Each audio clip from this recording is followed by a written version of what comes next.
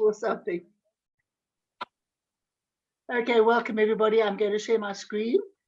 As usual, I do.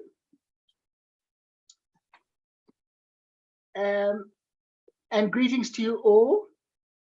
This is our Eureka Meet. I actually think it's not Eureka Meet. It should be our club night because it's the third Wednesday of the month. Carrie will introduce herself better than that. So I'd like to say welcome again, Carrie. She was with us on the 10th of August. She was so popular, people were saying to me, please bring her back. And it was just by chance, I said, Carrie, you won't be available for the 17th of August, would you? And she said she'd see what she could do. And I'm out of town. Yeah, I'm not sure. Say again, Carrie? Yes, were you asking me if I was available? No, I'm saying the backstory. You were available for today, yes, by chance. So that was just very lucky for us. Okay, Q&A with Carrie. Tonight was her choice of subject, new product inspiration techniques. But quite frankly, she can talk about anything that you want to in terms of invention ideas, licensing.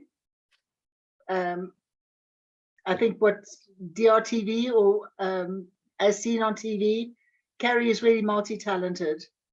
Our speaker will take over, so get ready to listen. It's a Zoom meeting. Please put on your cameras. I always ask that. And mute, please. Our disclaimers are in place. It is your decision to use what you may learn.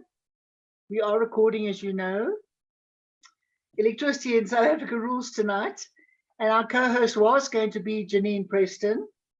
Janine is up in the mountains and the signal was too poor. So Julie Shively of Innovation World has stepped in. So thank you very much, Julie.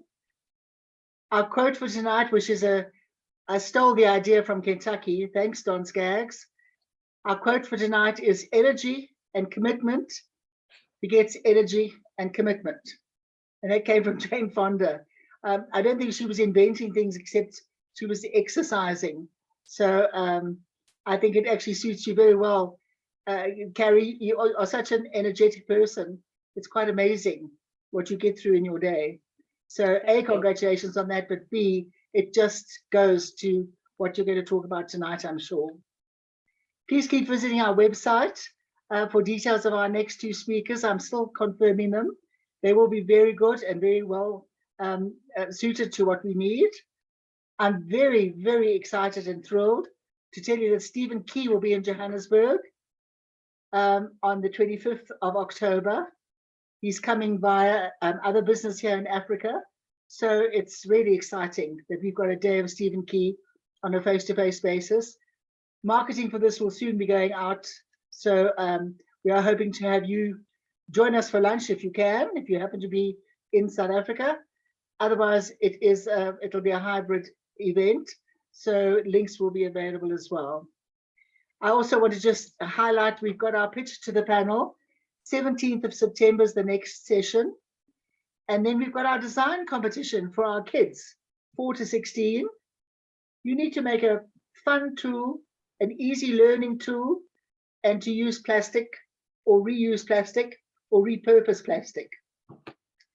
So anybody who knows any young kids who wants to enjoy the opportunity of achieving a good idea or design something, that's also available to entry. Entries close on the 31st of October. I don't want to take too much more of Carrie's time. So Carrie, can I hand over to you? Yeah. And to say thank you very, very much for being with us tonight. And welcome to all our guests. Welcome. Thank you, Carrie. Yes. Thank you. I'm excited to be here again. I have a heart for your group and for each of you.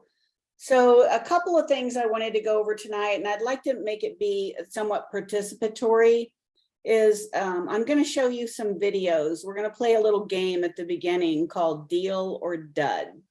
What goes on when you license a product, particularly one in the as seen on TV or DRTV category, is there's a testing process. And so what you need to do as an inventor is you need to be able to make the prototype, like we talked about, the best prototype you can, And then you need to be able to make a demo video with your smartphone. These are 2 skills that don't cost any money, and you don't need anyone to do it. You can always hire someone. There are millions of people that will do it, but it's not necessary for you to. I believe that these are 2 skills that every inventor in today's technology world needs to have. You need to be able to make your demo video, and you need to be able to show a prototype and that's compelling. So the videos I'm going to show you are tests. So what happens is the inventor makes their video and then they submit it to the company. The company runs an initial test using the inventor's video. And then if that goes well, the company will then make another test where they're actually making the product look better. It's either they do the production prototype or they use better video editing skills than you have to make it appear that it's market ready. And they will actually ask for people to buy that product. And then the third step is when the company is very serious about licensing it, and they make a full-on 2-minute television commercial that is aired in selected regions for a short period of time, and people are asked to buy the product. And that's what I'm going to use to play our game. I'm going to use those first tests that major companies did. So by now they have spent probably $25,000 to $50,000 on this product. They may or may not have issued a licensing agreement, but there is a term sheet that's done that allows them to move forward and sort of has agreed on the basics of the deal, so that if it goes forward, then the inventor is on board and there's not a lot of haggling over the price and all of that. So I want you to, I'm going to share my screen. And then so after we do that, and I'll make it a little participatory. After we do that, then I want to talk about invention techniques. How can you come up with ideas?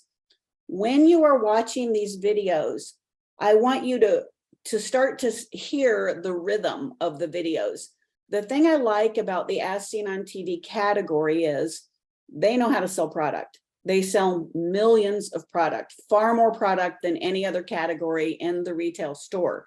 So start looking at how they do their videos, how they pitch their videos, because that style and that method and those techniques are things that you can use when you're using your smartphone to make your initial demo video. You can kind of copy the rhythm of it.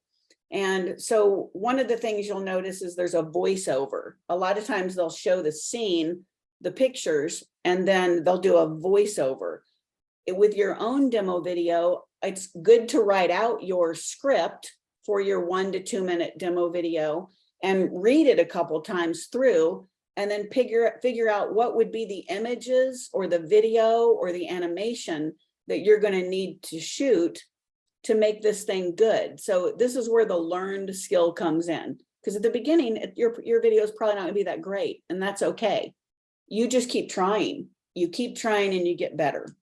Okay, so what I'm going to ask you to do is get a piece of paper and a pen. If you don't have one, it would be great to have one, because I'm going to ask you to look a little. And so on this PowerPoint I have, this is my contact information. I'm not selling anything. I don't charge inventors for any kind of services. The only thing I charge for is if you want a private meeting, it's $50 for 30 minutes. Tons of stuff are online that I offer for free. If I get involved with something, then I will end up paying for my part of the way, and you pay for your part of the way, and we split it. That's how I do it. If we make money, then we split that money. If we don't make money, then you're not out anything.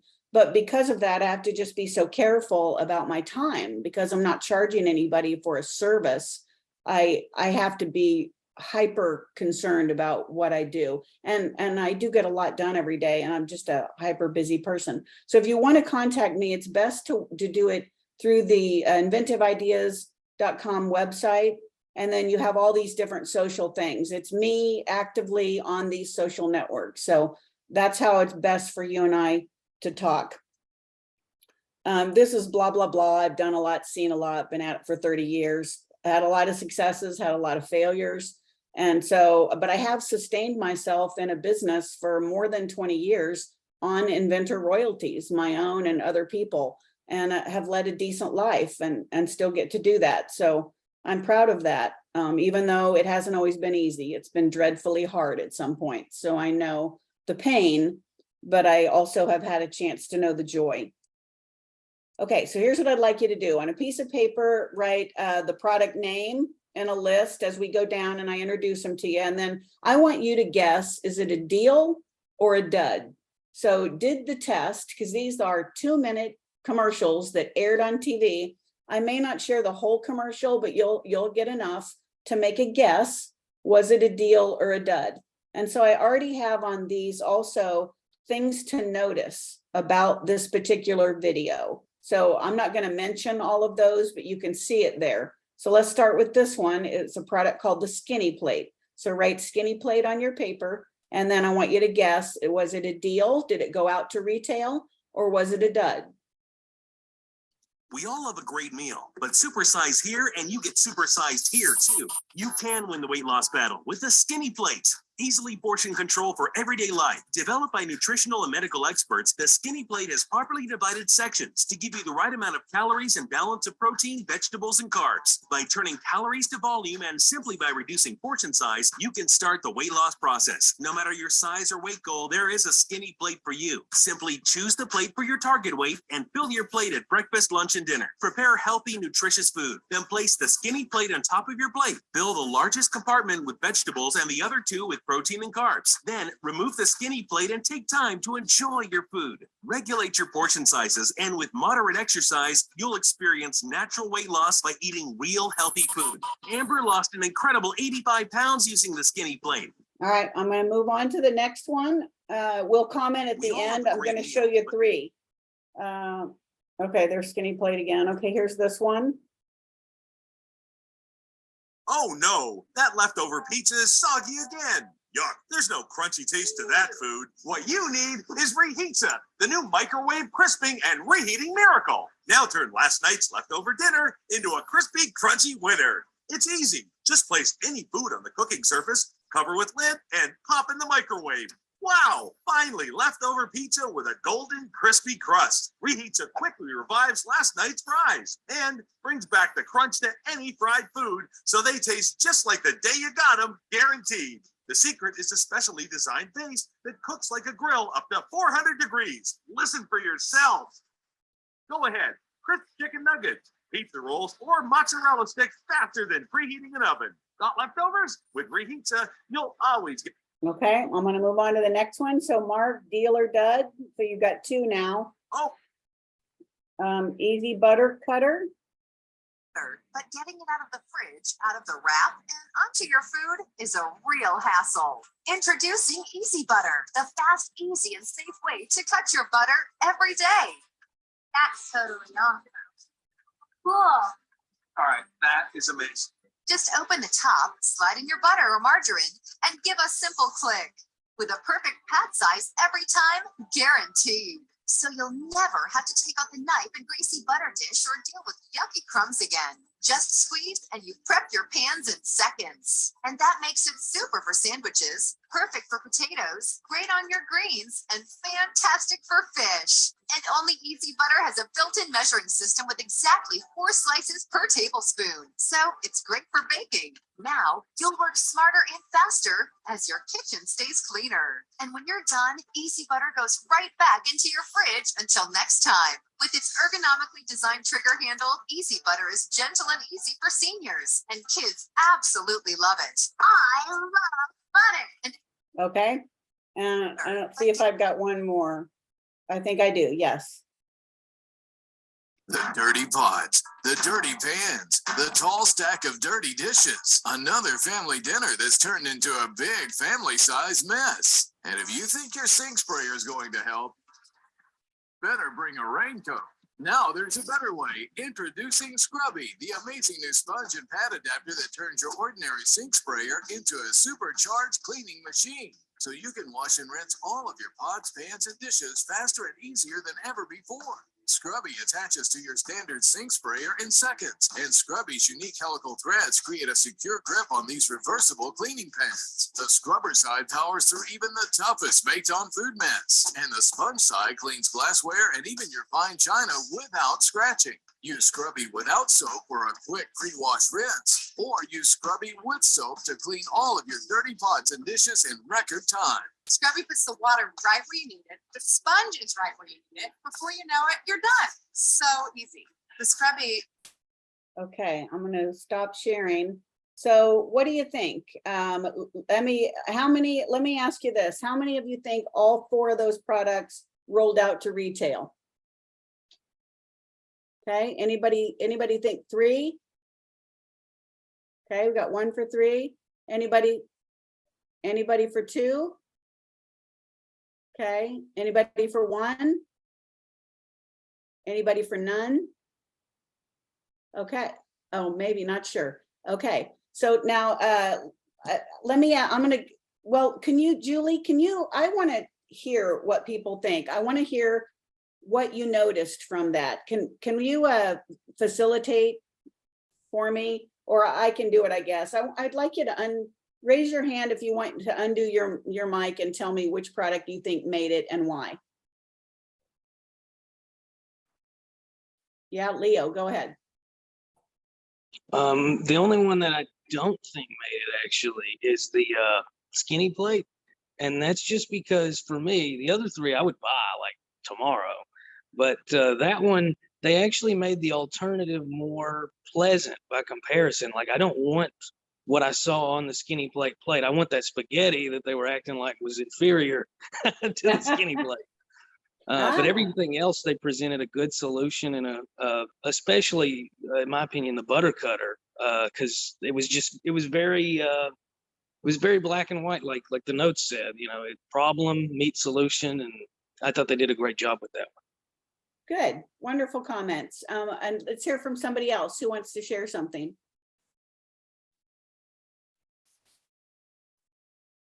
Somebody? Go ahead, Sam. Oh, you can hear me. Okay. All of those inventions were pretty amazing. Yeah, I did like also the butter one too. So I think 1 to 2 actually made it on. You think 2 did? You think the butter cutter, and what other one? Yeah. Okay. Anybody else want to share what they thought made it? And then I'm asking another question. Ken would like to. Just unmute. I think the skinny plate is a good idea if you only want 3 portions. And Right. I think it made it. Okay, good. All right, so now let me ask you, did you notice anything about the way those commercials are pitching the product? What did you notice? I see Gavin, what'd you notice? Yeah, so it's interesting. It's I mean, first of all, you show people experiencing the pain, and then you show the product as the hero coming to save them, and they try to contrast that as much as they can. So you've got black and whites before, and then all of a sudden you've got color, and it's vibrant, and everything's happy. You've got trying to sound really down and lack of energy before, and then all of a sudden the energy and the voice springs to life when the product arrives and saves them. And it's overly exaggerated. So like no one gets excited about butter, like honestly, and no one gets excited about a plate, and no one gets excited about scrubbing dishes. But they've done it for effect, where it's like almost over the top to kind of highlight that difference. Right, very good. Is there anything about any of that that would be difficult for you to do when making your own demo video?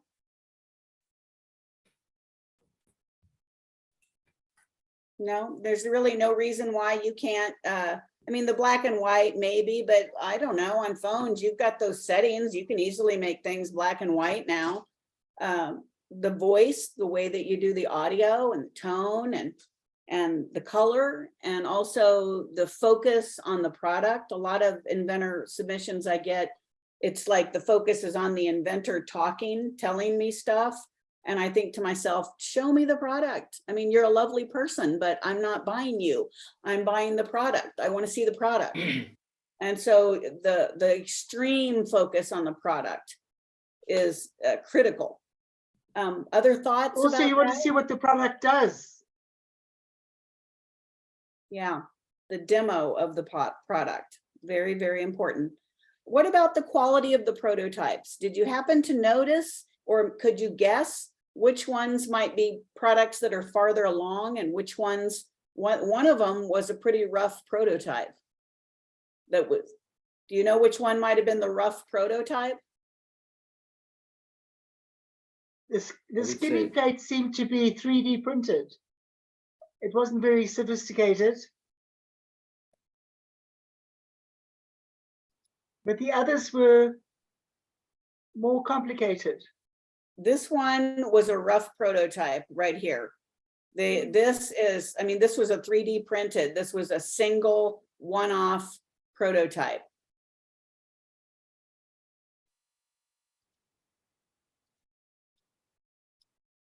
You can kind of, I mean, see, that's not, see how that's really not so pretty there. I mean, that's just a normal sponge that the inventor cut into a circle. And this was a 3D printed piece. And this is, I think this might be visual magic. I don't think these even existed. I think they made this look this way by graphic design. And so these are things that you can start to pay attention to, you know, all this graphic design. All right, so the only one that made it of those was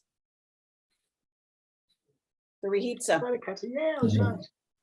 The Rihitsa is the only one that made it. Now, I think one of the things that I want to, points that I want to make. The dirty zipper lock. Oh, no, there we go. You want to guard your money like a junkyard dog. I talk a lot about money management because I see inventors that have spent too much money on things that in the wrong order, things they shouldn't have bought. And what I want you to realize is inventing, you know, is a long shot game. Some people make it right away, but some people don't. And even these 4 products, major companies put $25,000 to $50,000 each into those products, and they didn't move forward except with one of those. And it doesn't mean those are bad products. Those products you could probably find online now. If you do a Google search, you can probably find them online. They're probably selling. So it doesn't mean that it's bad. What it means is, As Seen on TV is the biggest hit in the game. It's $1 million rollouts and big payouts to inventors. And it's like a home run. They're home run product launches. But you know, in a baseball game, how many home runs are you going to get a game? I mean, you're going to have a lot of hits that go around, singles, doubles, triples. You're not going to have a ton of home runs. So you're not going to have as many. And this is why I urge people to do what I call low cost, high return inventing, and why you can stick to these physically small products until you get something going or have cash, you know, and can fund something bigger. These other products, what happens with TV, if it's not going to be a rollout, if the test failed, those licensing rights would roll back to the inventor. So, you know, you're not out anything. And now you have a nice commercial that's on the public domain to pitch your product, and you might be able to get a licensing agreement somewhere else. So it can be a really great opportunity if some of these companies will take your product forward. But you know, you got to realize when they're ready to go, they're going to move fast. And that's another thing about the licensing agreement. Sometimes inventors will move too slow. Once the company is interested in moving forward with your product in As Seen on TV, they're going to move very, very fast. And so you got to move fast too. I'm in a situation right now where they've done the initial test. It was just okay, but they didn't pass on it. They're willing to stick with it and make it better. But they're responding every day, wanting information. Do you have this? Do you have that? Do you have this? Do you have that? And so we got to respond. I'm living on my phone, like, because they've got a team of people trying to help me make this thing go. and I've got to respond. And what happens is if the inventor does not respond, or if the inventor starts haggling over 1% royalty or something, they're slowing it down. They're slowing down what is a massive cog of fast moving products. So you want to make sure that you don't do that. Anyway, I won't go into more about that. So do you want to play this game again, or do you have a question? Go ahead. Hi, Carrie, it's Nick. Hi. It's Nick from South. Were you talking to me? Yes, I was. What are the sort of things that make license agreements fall through the floorboards once, even if they've got quite a lot of momentum up and going? And the second part of that, assuming it does fall flat, you mentioned a moment ago that could be, you could relicense it. I would assume there has to be an agreement put in place that it is finished with possibility X, and now the inventor is free to go and tout the product elsewhere. Is that correct? Yeah, so hang on to the second part of the question. The first part of the question is what makes the agreement go flat? When a company is licensing a product, they are basically betting on the jockey and the horse. The jockey is the inventor and the horse is the product. Both of those things have to align. Some people are not easy to work with. Some people are overly greedy. Some people think they know more than they do, and they're not pleasant. And so that can impact it. They won't move forward with a good product because they're working with somebody that's not easy to work with. Other times you have an inventor that's awesome, a wonderful person, very creative, has lots of knowledge, but the product, just okay. Sometimes that can cause a company to put in a little more time and energy on the product and try to make it a winner. Sometimes they just can't. It just isn't going to work. And when it isn't going to work, it's because the company knows something about other products similar to that the inventor may not know. And this is something I call the black hole of failure.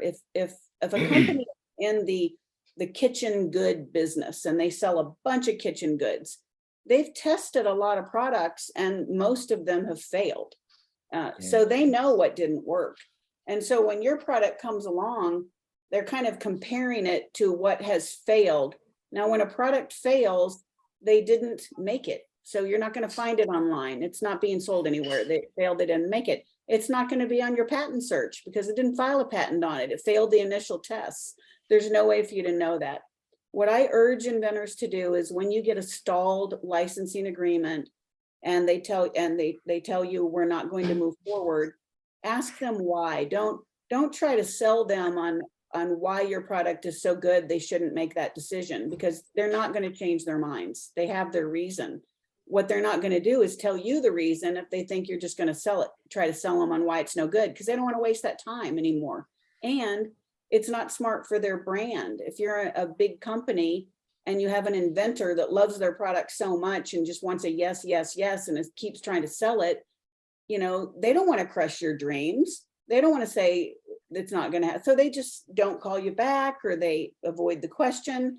And what I'm suggesting is that it's wiser to keep that relationship intact and ask them, I appreciate you telling me no, because a lot of people don't even tell you no, they just don't call you back. I appreciate you telling me it's a pass right now and you're not going to move forward.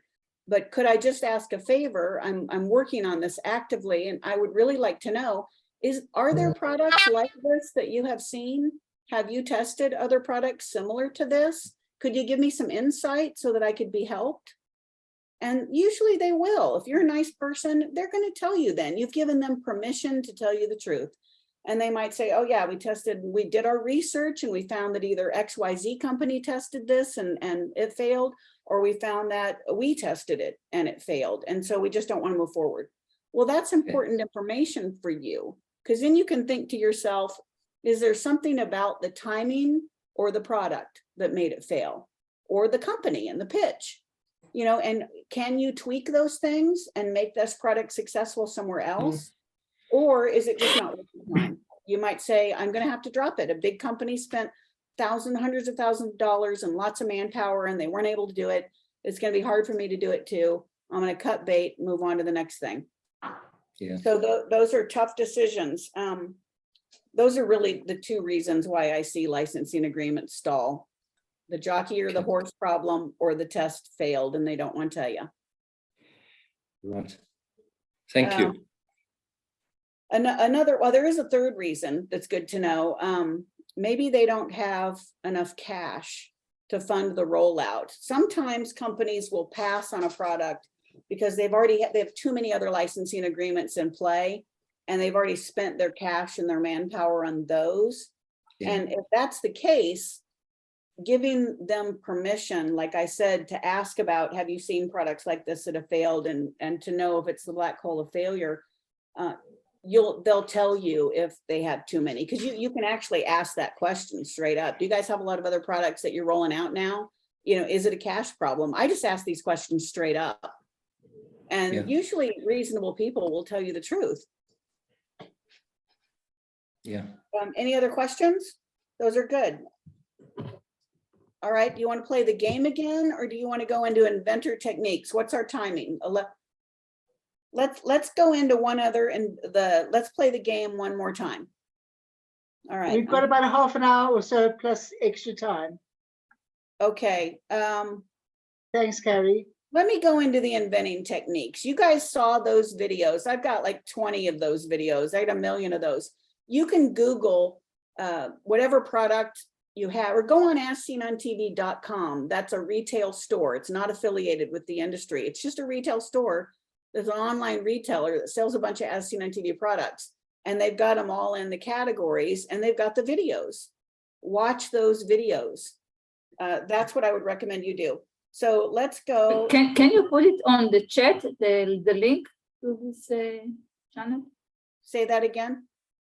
Can you write on the chat the link to this website where we can see all the videos? Oh, well, Carrie, I can do that.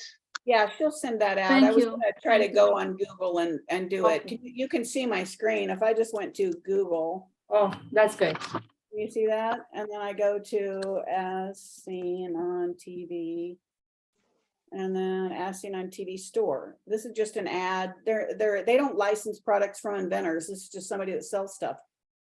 And then you can kind of see all the products, and you can see the categories, and there's like 647 of them. Sort by blah, blah, blah, you know, all these products. And you just kind of look at them. And the reason to do this is to really get a good feel for how they do the demo videos.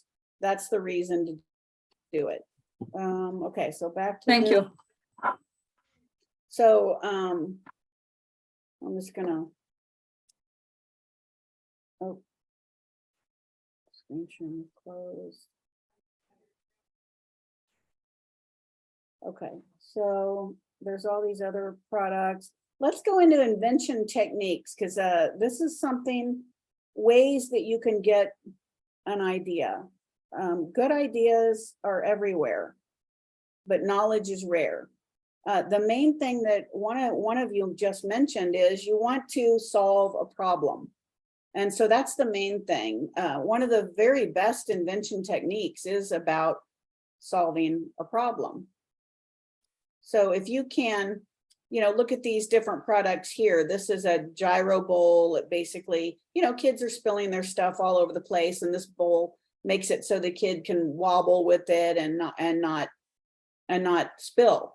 So it solves a problem. This designer nails are extremely expensive. So this little nail product is a way to decorate your nails, really low cost. You don't spend all that money going and changing them all the time.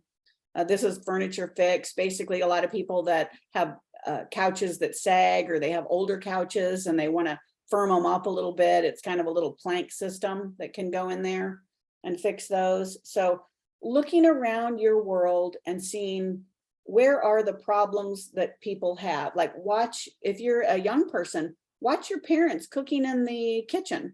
What are the problems that occur? What are the things that bother them? Or you think, oh, I wish there was an easier way to do that.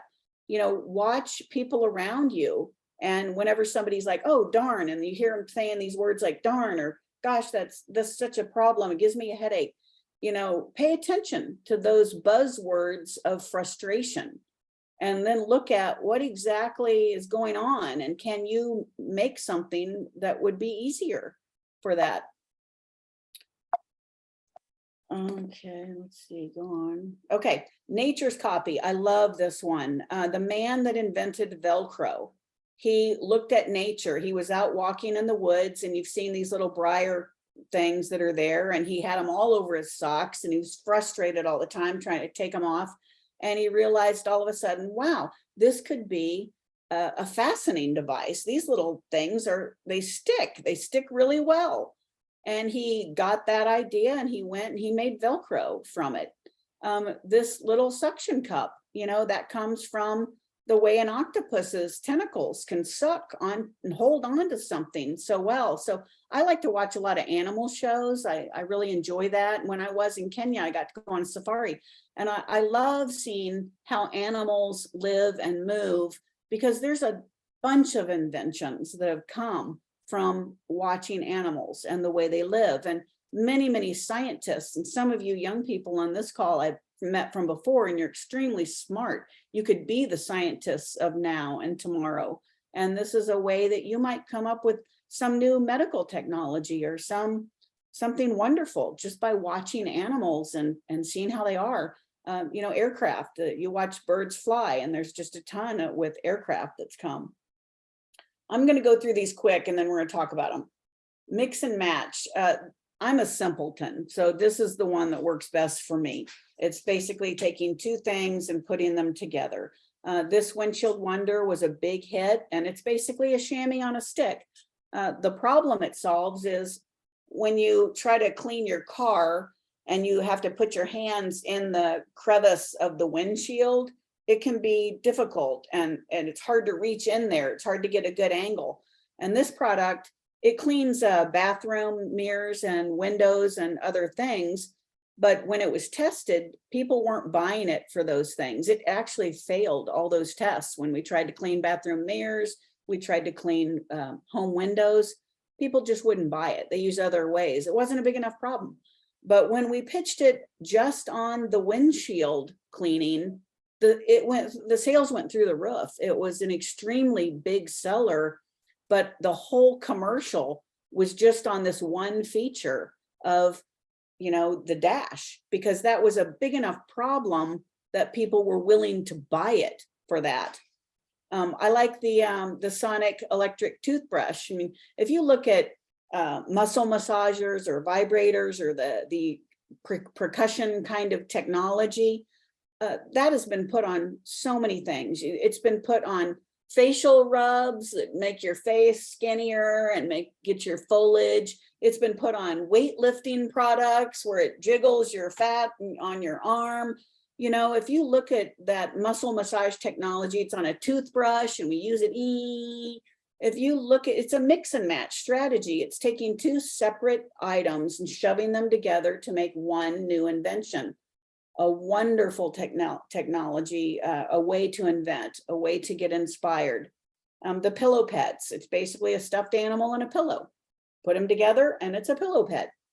You know, so these are wildly successful products just from a simple mix and match strategy. Find a niche. If you have a particular expertise in a certain area, this particular inventor, this was that steel project I was talking about. And that was their expertise. And so, you know, it was easy to invent within the construction market with glass and the way you hang things on buildings. This one up here, a man was a plumber. And this was back in the day when there weren't single handle faucets. And he was also had construction knowledge and things in his hand, and he worked and things were dirty, the plumber, and things were dirty. And he couldn't turn on both knobs and wash his hands. So he invented the single because he had expertise as a plumber, and he had the problem of my hands are dirty and I don't want to mess up both those things. I can't hold something and wash my hands. This particular fire hood was something I saw. I love to visit local community museums when I travel because they usually have an inventor section where they talk about their local inventors. And I really love going there. And this particular man was a firefighter, and he realized how hard it was to go into buildings with the heat and try to rescue people. And he thought there must be a better way. And because that was his business, his industry, he knew where the problems were. He was able to create the first fire hood. And that was a significant innovation. So if you have expertise, or you have a job, a career or job, or I would even move out to your friends and family, people that you know, any kind of person that's working in any field, you know, is going to have expertise that you don't have, and you can use that to invent things. Separate features. This is another big inventor technique. A lot of people with cars, for example, if you look at the latest and greatest 2023 cars, they're coming out, and they're packed with all these expensive features that we all wish we could have, but not everyone can afford. And so you can look at those features, those latest and greatest features that big companies have spent millions of dollars product developing, all to put in a car that very few people can actually afford to purchase. But if I could find a way to put a camera on my crappy car, you know, I'd like that, you know, so I pull off the feature. I see what they've done with the big whistles and bells. I'm gonna pull off one feature and sell it as a separate standalone item that can go on everybody's car, because now you just expanded your market and you sort of borrowed the idea from them. You know, the same is true with those windshield car blind spot. You know, the cars came out with those, and well, my old dad's 88 and he's not going to get a new 2023 car. He'd probably get in a wreck if he had all those whistles and bells. But I'd like him to have a blind spot thing, a simple little add-on, stick it on my mirror's blind spot, so he can get notified if he's getting too close with his old truck. You know, so, you know, these are just ways to think about inventing. Accessories is another one. If you look at what is the latest and greatest technology, cell phones. When cell phones came out, all of a sudden, we all start using them and we need accessories. All the people that invented the first accessories made a lot of money. The selfie stick, the extra headphones, the different chargers, the cases, the watches, all of it. You know, and the same with video games. You know, you've got these gaming stations, and you've got these kids playing all these video games, and all of a sudden they need special chairs, and they need better monitors, and they need the Oculus glasses, and maybe they need a gun, or they need, you know, a different joystick or whatever. There's a million accessories. And so whenever you see new technologies where there's a craze, where you see, wow, people are buying them, I say there's gold in them, their hills. If you see a craze, that's like literally stepping into a gold mine, and you think, I've got my pick and my axe, and I'm going to see if I can hunk off a piece for myself, because it's already there. You don't have to make the market or create it. It's there. It already happened. You just have to make it easier for people. So those are awesome ways. Material and technology upgrades. When you start looking around at something like the microwave, prior to the microwave, we all used metal pots and pans. But once the microwave came out, oh my gosh, we need plastic. And so all the pots and pans moved to plastic. Something as simple as making a plastic popcorn bowl, you know, was an invention that somebody made money on. So you look at the different new technologies. Now there's air fryers. I don't know if there's something in air fryers that need to be, you know, changed or whatever, but keep an eye on these upgrades, technology upgrades. Also materials. Now silicone was the big popular thing. It's probably on its way out now. I just was quoting a silicone product the other day, and I was told that it's going to be harder for the product to make it because the cost of silicone has skyrocketed. And now it's not the latest and greatest material that it once was. And so it might be too late for silicone, but I'll bet you if you look at China and Taiwan and wherever else they're making new materials and new products, and see what is the latest and greatest material, everything's going to start being made out of that. It's sort of like you just almost look back through history and you see this wave of innovation that's the same stuff. I mean, how many ways can you make a pan? It's just a different material. But if you're the inventor that sees that new material and you're the first one to make that new pan and get that provisional patent or patent on it, then there you go. Okay, I don't like this technique. It's a thesaurus technique.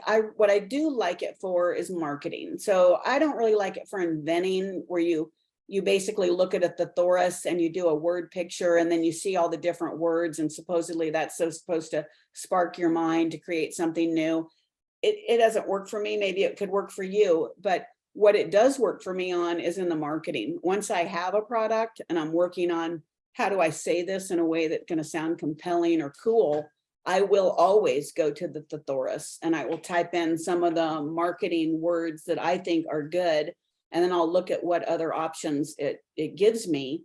And that way I can speak really powerfully about the product. And one of you talked about the language and the latest and greatest. Language is very important. So choosing your words wisely is good. I might come back to this, but let me answer questions about the inventing techniques. Your thoughts or your questions about the inventing techniques.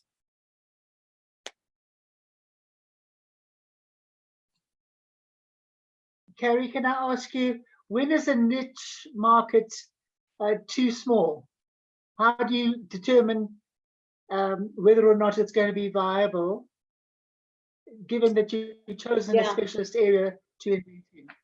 I don't worry about that myself. I worry about keeping my costs low and my upside high. And so for me, it's about, it's a business for me. I'm not like just a super creative person that just like sit around, dream up products. In fact, I don't really invent anything. I'm really more of a sales and marketer. And so it's all about the business for me. I look at, and anytime I'm going to make more money than I spent, I consider that a win. That's a business success. If I'm going to make more money than I spent, that's a win. That's a payday. But if I'm just putting out cash, after a while, you're like, I don't know, how much more am I going to go in this thing? Sometimes I've gone pretty darn deep, like $500,000 deep. And if that doesn't pay, which there's times it hasn't, that's hurt. I mean, I was in debt a long way at one point in my life, and it was very, very hard to climb out of, but I did. I climbed out rung by rung. I just kept working. I just kept digging at it, made my way out, and I got smarter. I started making things right. And so I'm a big fan of debt-free living, but sometimes you do have to, sort of invest in something. It's just how deep do you want to go? I think I rabbit trailed there from your question. So about the niche, I like niches because they're easier to get somebody interested in sometimes. Like sometimes the mass market stuff, there's definitely going to be more money there, but sometimes it's harder to get the attention. So if you're in a niche and you know the players and you have some credibility in the industry, you're kind of further along. And also I find some of those niche manufacturers, maybe you're not going to make millions and millions of dollars, but to me, if I can make $20,000 a year that I didn't have to do anything for, if I just get that in licensing royalties, shoot, even if I just got $5,000 a year in licensing royalties, I'm not doing anything. It's just coming. They're doing all the work. They're spending all the money. They're investing. They're doing all the sales. And that's what they do. So I think that's pretty good. And if you can get a few of those going, and then if you can get a simultaneous number of them going. So I don't worry if it's niche or not. I just worry, do I think I can get a deal there or not? Okay. What else? Nick, would you like to go ahead? Yeah, I would. Thank you. Carrie, I'm speaking totally and utterly subjectively here. I'm so interested to hear you say, by your own admission, that your strength is on the business side and the marketing. I'm totally the opposite. I'm spontaneous, I'm inventive and creative. Those are my talents. And what I've realized since I got involved with the Institute of Inventors and Innovators, which in fact is, as an inventor, has saved my life. Because the idea that I'm busy have licensed now, believe it or not, the seed was sown and prototypes were made 36 years ago, and I never knew what to do with it. And my big problem, and I'm interested if anybody relates to what I'm going to say here on this panel tonight. I get inspired. I'm fortunate that I'm creative with my hands. I can make up a prototype of my idea literally within a day, and it works well. And once it's working, I lose interest in it. And that is, I see it as a huge failing. And I see now the vital importance of people like you and what we're getting exposed to. And that's my penny's worth. I don't have the side that I need. I want to tag on to that because it's so wise of you to recognize that. And that's one of the reasons I'm very passionate about seeing your group expand. 20 years ago, I started with the Kansas City Inventors Club, and the lady that formed it reminds me a lot of Celeste. And she kind of did a lot of the organization, and you know, she worked hard, but there were really only like 10 or 20 people coming, and then other people started coming. We started getting service providers involved. We started marketing the thing better. And before you know it, there was 80 people a month coming. And we were doing the live, broadcast like what you're doing, and it just grows. And it grows from all of you. I mean, she can only do so much, and she is doing all that she can, but it really grows from all of you inviting other people to these meetings, and not only online, but face-to-face in different geographies. And getting that power, because that's where you start to know people and trust people and learn people's strengths, and then you team up. So, you're the creative one, and somebody else will come along that's more the business one, and you team up, and together you just split it. And I just find there are people in the world that don't really need help. They're able to do it all themselves. It took me years of my life. I'm 58 years old. I don't think I really figured it out till I was in my 40s, that I really need teams of people to get stuff done. I'm happier and I enjoy my life more when I'm in teams. And so I think I don't worry about the splits. People were like, oh, they're going to get too much or whatever. You know what? I would rather split some money than complain and never get any money to split. I have 100% of nothing. And so I want to encourage you all to grow your group, to tell your friends, get people that are 3D printers or business people or just everyday people that the more the merrier that come, the better you'll all do. Carrie, following up from that comment that you just made, do you suppose that COVID, obviously COVID's had overwhelming effect in all sorts of areas, but people are missing the face-to-face, the handshake, the physical meeting. Do you suppose that will ever really come back in our inventing arena? I do. I think it will, but I think you've got to have the technology piece. I was in a business meeting just the other day, and it was a face-to-face meeting, but we had a smaller facility and we couldn't fit everyone, and we had a larger office space. And so we had like the room packed full of people, but then we put it on Teams, which is like Zoom, only it's more of a business video platform.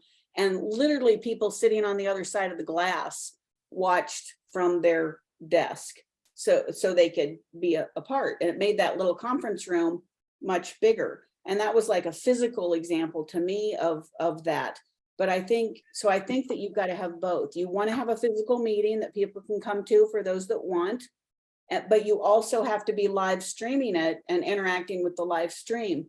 I watch musicians do this very well. If you will start to pay attention to the good musicians, like the up and comers, not the big famous ones, the ones at your local establishments or restaurants, they're there talking to you. Like I was just at a place the other day and he's talking to me and he's playing and I'm physically there having a meal, But then he also has his little phone up and he's like, oh, I'm live streaming and Jennifer's out there and hello, and he's chatting and he's talking to her too. And so I think you have to have both nowadays to really grow big. And if you can attract some people with technology ability, that can make a huge difference. You expand your market and you have both. You could even have people that gather in different geographies because they want the face-to-face, and then also have the live stream. Like there could be a group that's all in with this geography and that geography, and then your group. And then there's the whole online people. So it's all of the above and more.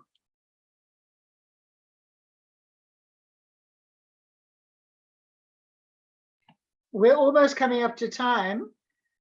Does anybody else want to add anything, say anything, ask anything? I didn't welcome you, Harry. Welcome. Welcome, Elton. I didn't say hello to you earlier on. It's fine, Carrie.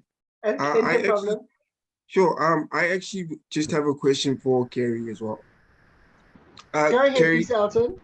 certainly. Carrie, thank you very much. The presentation is really informative. I'm learning so much. The question I have is slightly similar to Mr. Nicholas's question.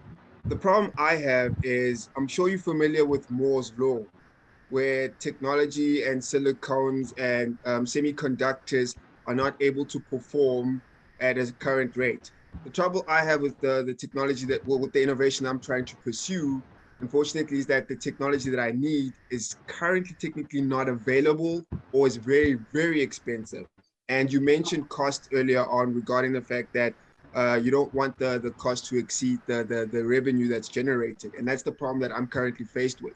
And, you know, the situation that I'm currently facing is based on, it reminds me of a movie that I really love. It's Iron Man 2, the sequel. And there's a very emotional scene where Iron Man is getting a video, well, Tony Stark is getting a video from his father in the past. And his father mentions that, you know what, I've built all of this for you. Trouble is, I'm limited by the technology of my time.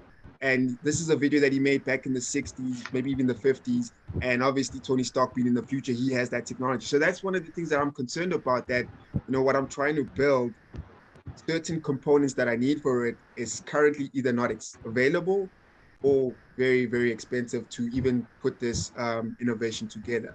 So that's currently where I'm at. I'm not, unlike Mr. Nicholas, who I actually respect his opinion regarding that he loses interest. It's not that I lose interest, it's just that I'm limited as well, in the sense of what I'm trying to build is not really feasible at the moment.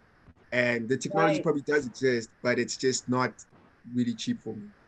Right, that's an interesting problem, and I think you're wise to consider that. I think sober-minded analysis of your possibilities is so critical. And you know, it may be that technology is just going to jump over that, and whatever it is you've got isn't going to make it because technology is just going to speed past it and it's not going to be a need. Or it may be that you can, you know, have a little window of time when it can work, and maybe that's a short window. And if the product is more expensive to get to market and the window of time is short, then that is going to be tougher to license. You're really going to have to zone in on the perfect company that would be willing to take that risk with you. And there's going to probably have to be something in it more for them. Like maybe your little window of time is a stepping stone to their greater interest.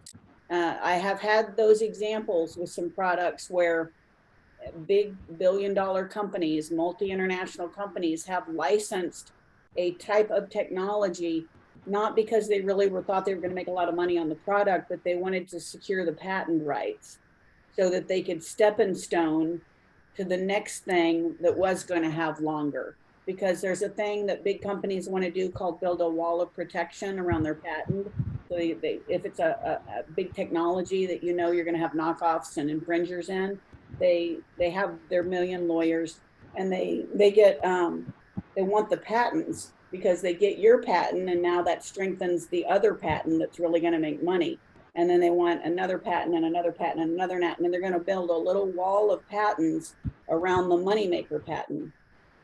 And it's just a legal strategy that happens. But if you can get some cash for that, like maybe if that's somebody's strategy and you can somehow get to them and find them, which that's a hard thing to do. You almost kind of have to stumble into it. But there's ways to stumble into it more strategically that I could share at another time. I think that's a way that you could get like a cash payout. Maybe those are the rare situations where I see an acquisition for a patent. I don't see a ton of acquisitions for a patent that just come out of nowhere. But when I do, it's that kind of a problem. And that's why it happens. It's not going to be a ton of money though, but as long as it's more money than you spent, you're okay. In my book, if it's more money than you spent, you're okay. And I like to throw in a little bit of a royalty in there just in case they do go forward with it. I want to make sure I'm covered for the life of the patent then. So I will require that, even though they're going to fight on that. Right. Got you 100%. No, I do agree with that. It does seem like something that I'll definitely follow up on. I do like the suggestions that you mentioned. On my side though, you know, it's I get it. Obviously you want to create money out of this and that's really the passion regarding it. But for me, it's something that, you know, was living in your head that came to life and became something that's a bit more special. But yes, I have taken all the notes regarding your suggestions and I definitely will pursue them as well. But I really appreciate it, Ms. Carrie. Thank you very much. You're welcome. Anyone else? I don't know how long we have. I have one more slide I could quickly show, but I don't need to. We can do it another time. Okay, Carrie, if you can just close off now. I'd like to just tell everybody, for those who don't know, Carrie's actually going to come out to South Africa in April next year. So it's going to be a very exciting program that we're going to be putting together. And I'm very pleased to be able to say, wow, Carrie, thank you very much. Yeah, I'm going to need your help with the travel logistics, but we can talk about that. That's going to be very easy. We know and we love our country. So you've no idea, don't worry. I'd like to now say thank you very much, Carrie, but I'd like to hand over to our chairman, Ken Hawksworth, who will close the meeting. And thank you very much for everybody for your attendance. It was really fine to see you here tonight. Thank you. Ken? Thank you, Celeste. Anyway, we've got feedback. Do you want to this? Okay. I think the depth that you went to in explaining this was fantastic. And what I got a sense of real knowledge that you had. Down to earth, no frills, this is how you do it, this is what you've got to be careful of. These are the things that experience that you've had, you're passing on. And it was really interesting. I got a very good feel about what you said to us tonight. So on behalf of the Institute of Inventors here in South Africa, I thank you very much for your time and effort, and I look forward to meeting you next year. Thank you. Have a good day, everyone. Bye-bye. Are you sorry about that feedback, everybody? Good night. Julie, thank you very much. Thank you also to Ken, by the way, whose generator I'm using because I've got a blackout my side of town. So everybody's pitched in to make Carrie's talk available tonight, including Carrie. So thank you very much. And thank you very much to all of you again. Good night. Good night. Bye.